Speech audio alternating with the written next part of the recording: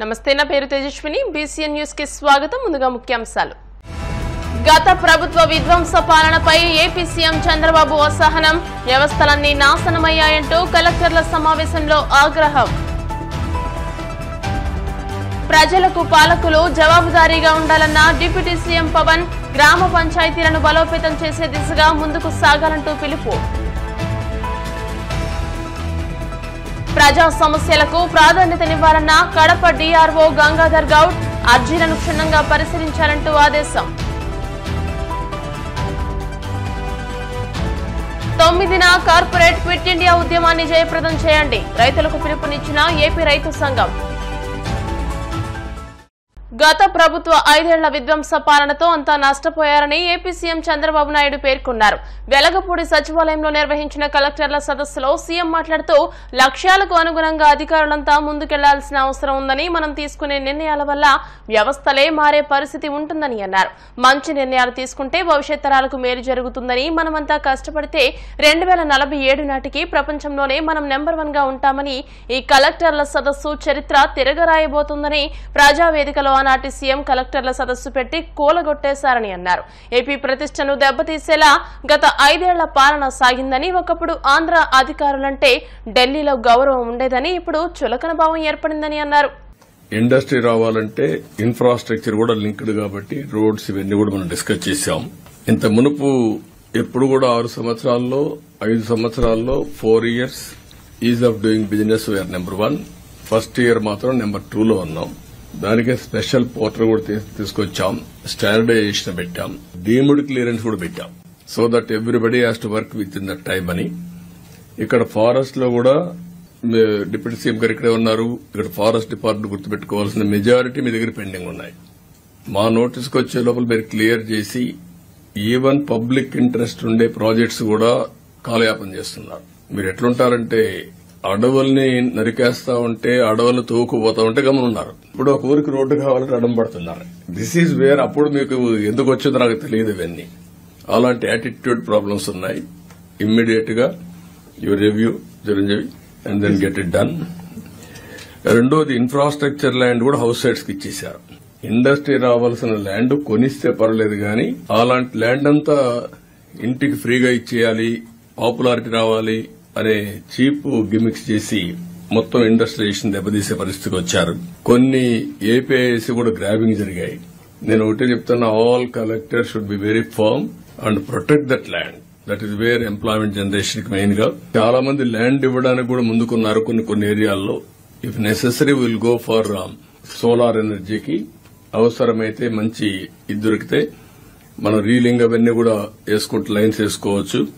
అది ఎప్పటికప్పుడు కోఆర్డినేట్ చేసి కొన్ని బ్యాక్వర్డ్ ఏరియాస్ లో సోలార్ ఎనర్జీ కనిపోతే ఇట్ విల్ హెల్ప్ అస్. అది కూడా వర్కౌట్ చేయండి. నేను పోతే మడకసర్ ఏరియాలో they are prepare to give 4,000 acres 5,000 acres chunk. అలాంటి ఉంటే కొంచెం వర్కౌట్ చేయండి. అదే మరిగా పోర్ట్స్ మనం పీపీపీ పెడితే వీళ్ళు ఈపీసీ తీసుకొచ్చారు. 5 ఏళ్లు లేట్ చేశారు.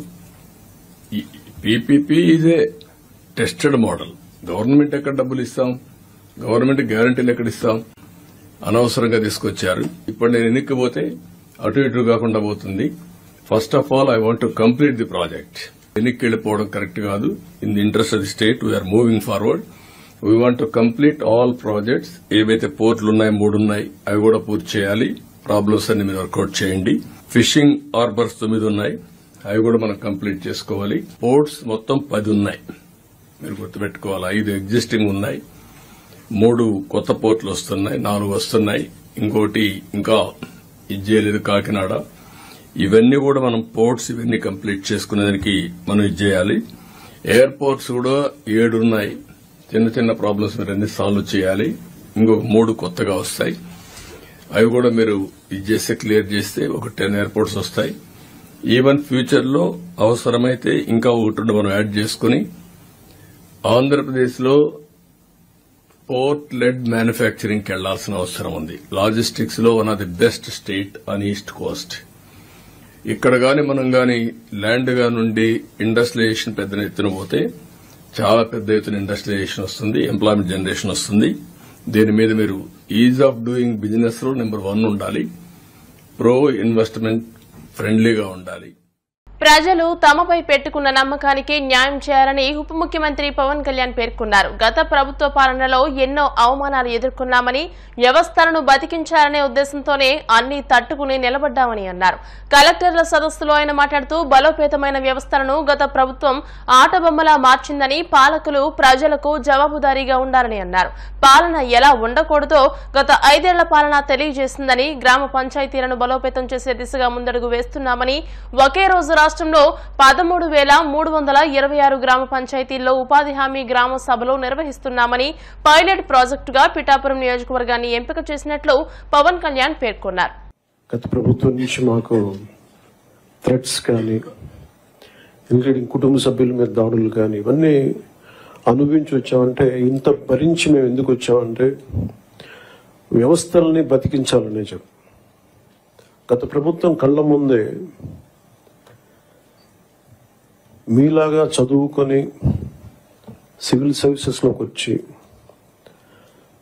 మీరు ఎంత కష్టపడి ఐఏఎస్ చదివి ఉన్నాలో, ఎంత పోటీ పడి లక్షలాది మంది పోటీ పడితే a handful of collectors would come out and emerge out.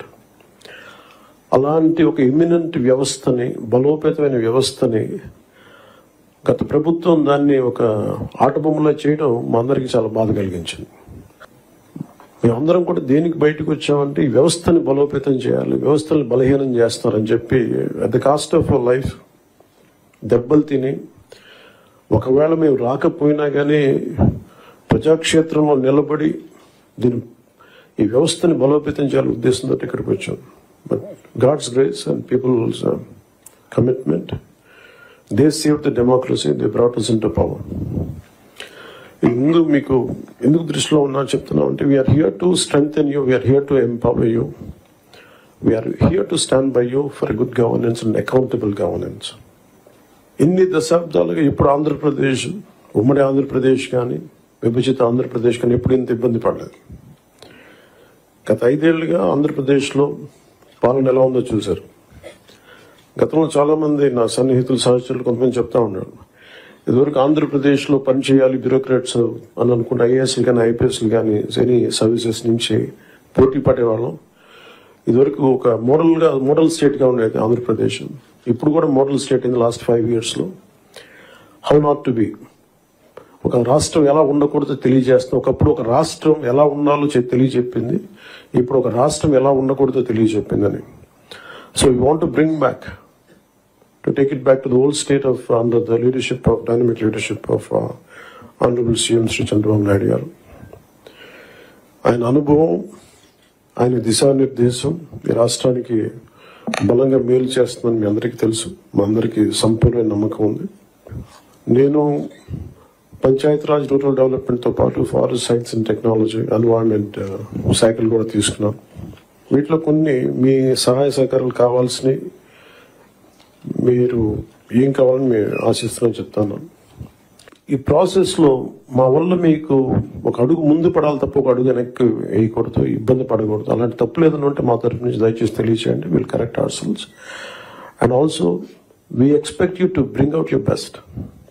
This state has gone back by 20 years, 25 years, almost a decade back. State bifurcation నుంచి కూడా ఈ రోజు దాకా మేము నలుగుతానే ఉన్నాం. And this state's development is very essential for the integrity of this nation. ఎందుకంటే ఇక్కడ కనుక ఏమాత్రం కొంచెం సామాజిక రాజకీయ గొడవలు ఉంటే మన దేశ సమగ్రత కూడా ఇబ్బంది కలిగే పరిస్థితులు ఉంటాయి. ఎందుకంటే చాలా బాధల్లో ఉన్నాం. 20 years we really suffered post bifurcation. అందరం అవమానాలు పడ్డాం, ఇబ్బందులు పడ్డాం, స్టేట్ దాటి మళ్ళీ వచ్చాం. వచ్చిన తర్వాత కింద మీద పడి గవర్నెన్స్ ఏర్పడితే మళ్ళీ కాదు ఇంకో గవర్నమెంట్ వచ్చి రోడ్లు బోర్డర్లోకి రావాలంటే కూడా మమ్మల్ని అలౌ చేయని పరిస్థితులు, ఇవన్నీ తట్టుకొని దాటుకొని నిలబడి వచ్చాం. So we're very very committed to give a bright future for this state. All of us, ప్రతి political leader they think of demographic dividend. So యువతలో మనకు శక్తి ఉంది అనుకున్నా కానీ యువతని ఎంత బలంగా దిశానిర్దేశం చేయాలనేది ఆనరబుల్ సీఎం గారు మేము మాట్లాడుకున్నప్పుడు ఈ స్కిల్ సెన్సెస్ ఒకటి చాలా ఎసెన్షియల్ అని. So we want you to be a part of it. ఆ స్కిల్ సెన్స్ సంబంధించి మీ సలహాలు సూచనలు చాలా చాలా అవసరం. ఏపీలో పోలీస్ వ్యవస్థ నిర్వీర్యమైందని వైసీపీ నేత మాజీ మంత్రి పేర్ని నాని వ్యాఖ్యానించారు. ఏపీలో ప్రభుత్వ ప్రేరేపిత హింస జరుగుతోందని, కళ్ల ముందే ఘోరాలు జరుగుతుంటే పోలీసులు చేతులు కట్టుకుని చూస్తున్నారని విమర్శించారు. జిల్లా కేంద్రం నంద్యాలలో టీడీపీ నేతలు మారణాయుధాలతో బహిరంగంగా తిరుగుతున్నారని ఆరోపించారు. వైసీపీ కార్యకర్తల ప్రాణాలు పోతున్నా కనీసం ఎఫ్ఐఆర్లు కూడా నమోదు చేయడం లేదని, నడు రోడ్డుపై చంపేస్తుంటే పోలీసులు గాల్లోకి కాల్పులు జరపలేదని పేర్ని నాని పేర్కొన్నారు. అరాచకాలకు మారుపేరుగా ఉండే బీహార్లో ప్రస్తుతం శాంతి భద్రతలు నెలకొంటే ఏపీలో మాత్రం శాంతి భద్రతలు క్షీణిస్తున్నాయని విమర్శించారు. ఆఖరికి పోలీసులు కూడా కూటమి నేతల చేతిలో అవమానాలకు గురవుతున్నారని, బట్టిప్రోలులో టీడీపీ నేతలు ఎస్ఐ చొక్కా పట్టుకున్నారని, ఖాకీ పౌరుషం తెలుసంటూ మాట్లాడిన పవన్ కళ్యాణ్ దీనిపై ఎందుకు మాట్లాడడం లేదని పేర్ని నాని నిలదీశారు. అంటే నిన్నే నయం కదరా బాబు, కాళ్ళు చేతులు నరికి వదిలేశారు. నిన్నే నయం కదరా బాబు, ఇళ్లు తగలబెట్టి వదిలేశారు. నిన్నే నయం కదా, మొన్న నయం కదా, బుల్డోజర్లతో జేసీబీలతో ఇళ్లు పడేశారు. అట్లా రోజు రోజుకి హింస పెంచే పరిస్థితి, అంటే హింసలో కూడా ఆ స్కేల్ పెంచే పరిస్థితిలో ఇవాళ ఈ కూటమి ప్రభుత్వం తీసుకెళ్తున్న పరిస్థితిని చూస్తుంటే ప్రభుత్వ ప్రేరేపిత దాడులు కానీ, ప్రభుత్వ ప్రేరేపిత ఆస్తుల ధ్వంసం కానీ, హత్యలు కానీ పేటరేగిపోతున్నటువంటి పరిస్థితులు మనం చూస్తున్నాం. ఈ రెడ్ బుక్ నియంత్రణలో పోలీసులు కూడా కూటమి రౌడీలతో అగౌరవం పొందటం, Telugu Desam party, Janasena party, Bharatiya Janata party ఈ ముగ్గురు పార్టీ కార్యకర్తల యొక్క లేదా నాయకుల యొక్క వారి చేత పోలీసు వ్యవస్థ, పోలీసు యూనిఫామ్, కాకి యూనిఫామ్ అంతా కూడా అగౌరవం పొందటం, వైసీపీ సానుభూతి పరులు లేదా వైసీపీ కార్యకర్తలు లేదా వైసీపీ వైఎస్ఆర్ కాంగ్రెస్ పార్టీ నాయకుల్ని వాళ్ళ మీద జరిగేటువంటి కూటమి ప్రభుత్వ ప్రేరేపిత హింసకి సాక్షులుగా నిలబడటం. పోలీసులందరూ కూడా వైఎస్ఆర్ కాంగ్రెస్ పార్టీ జగన్ మనుషుల పట్ల, జగన్ జెండా మోసేటువంటి మనుషుల మీద దాడులు కానీ, హింస కానీ, లేదా వాళ్ళ ఆస్తుల ధ్వంసం కానీ, లేదా హత్యలు కానీ జరుగుతుంటే ఆంధ్రప్రదేశ్ రాష్ట్రంలో పోలీసులు సాక్షులుగా మిగలటం. పోనీ సాక్షులుగా అంటే పోనీ నిజంగా ఎఫ్ఐఆర్లో సాక్షులుగా వస్తున్నారంటే అసలు మేము లేమని చెప్పని ఎఫ్ఐఆర్లు రాస్తున్నారు. పోలీసు సమక్షంలో అక్కడ హింస జరుగుతున్నా కూడా ఎఫ్ఐఆర్లో ఎక్కడా కూడా పోలీసు మా ముందే జరిగింది, మేము చూశాము, సుమ్మటోగా రాయాలి కదా. కానీ దురదృష్టం, రెడ్ బుక్ రాజ్యాంగం, రెడ్ బుక్ ప్రేరేపిత లా అండ్ ఆర్డర్ ఇది. పోలీసులు ఎక్కడా కూడా వాళ్ళు సాక్ష్యం చెప్పరు, వాళ్ళ ముందే మర్డర్లు జరుగుతూ ఉంటాయి. వాళ్ళు ఎక్కడా కూడా స్టేట్మెంట్లో కానీ ఎఫ్ఐఆర్లో కానీ పలానా ఆయన పోలీసు ఆయన ఉన్నాడు, పలానా ఎస్ఐ ఉన్నాడు, పలానా సిఐ ఉన్నాడు, పలానా ఏసీపీ ఉన్నాడు, లేదా పలానా కానిస్టేబుల్ ఉన్నాడు, హెడ్ కానిస్టేబుల్ ఉన్నారని కూడా ఎక్కడ ఎఫ్ఐఆర్లో మెన్షన్ చేయరు. కానీ వాళ్ళు దగ్గరుండి అచేతనులై అలా చూస్తూ అవసరమైతే వాళ్ళతో తిట్లు తింటూ, వాళ్ళతో తన్నులు తింటూ, అరే నేను విఆర్కి వెళ్తావా, విఆర్కి పంపిస్తావరా, నిన్ను సిఐని, ఎస్ఐని, డిఎస్పీని కూడా ఏరా ఒరే నిన్ను విఆర్కి పంపిస్తావరా అని తిడుతున్నా మాట్లాడరు, కాలర్ పట్టుకున్నా మాట్లాడరు. అంటే ఆంధ్రప్రదేశ్ రాష్ట్రంలో ప్రస్తుతం లా అండ్ ఆర్డర్ పటిష్టంగా లేదు, పీసు లేదు, ప్రాస్పరిటీ కూడా లేదు. పవన్ కళ్యాణ్ గారు అయితే ఎలక్షన్ ముందు అసలు భగత్ సింగ్ గురించి, లేదా సుభాష్ చంద్రబోస్ గురించి, సైనికుల గురించి, మిలిటరీ గురించి, నేను కానిస్టేబుల్ కొడుకుని, నాకు కాకి విలువ తెలుసు, కాకి మర్యాద తెలుసు, కాకి గౌరవం తెలుసు, కాకి పౌరుషం తెలుసు. ఉప ముఖ్యమంత్రి నోరిప్పితే ఒట్టు. మరి కానిస్టేబుల్ గారు కొడుకు నోరిప్పట్లేదేంటి 60 రోజుల నుంచి?